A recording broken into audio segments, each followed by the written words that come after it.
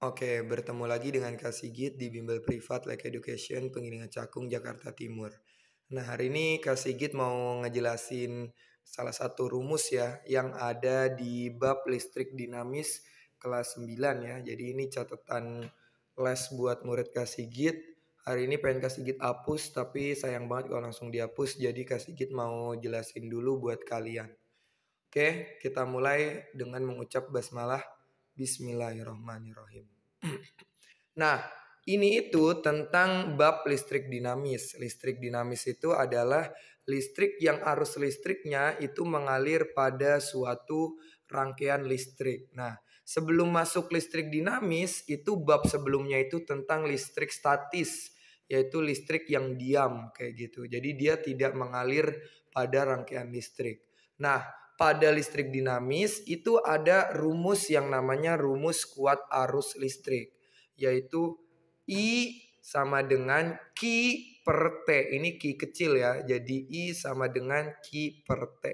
Nah, keterangannya apa? I itu adalah simbol dari kuat arus listrik. Nah, satuannya itu adalah ampere, kemudian Q itu adalah muatan listrik, satuannya itu adalah coulomb, kemudian T itu adalah waktu, satuannya adalah second atau detik. Nah, kalau misalkan di soal yang pernah kalian lihat itu nggak pakai second, maka harus diubah dulu ke second. Nah, terus Kak Sigit mau ngajarin gimana cara ngapalin ini. Jadi, cara ngapalinya itu kita bisa pakai segitiga. Segitiga ini bisa dipakai untuk rumus apapun yang simbolnya itu ada 3. Nah, kalau simbolnya ada 3, maka kita bisa tulis di dalam segitiga.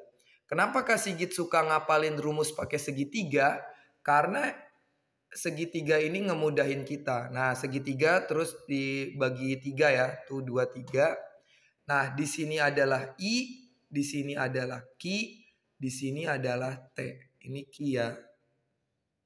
Nah, jadi IQT gitu kalau Kak Sigit ngapalinya ya.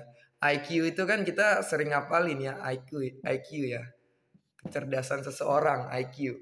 Kak Sigit ngapalinnya gitu, rumus IQT kayak gitu.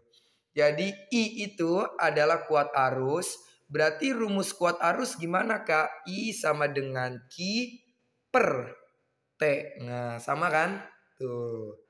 Nah, kalau misalkan di soal dicarinya itu T, maka Q per I. Nah, kalau dicarinya itu Q, maka I dikali, nah ini sebenarnya ada kalinya, I dikali T.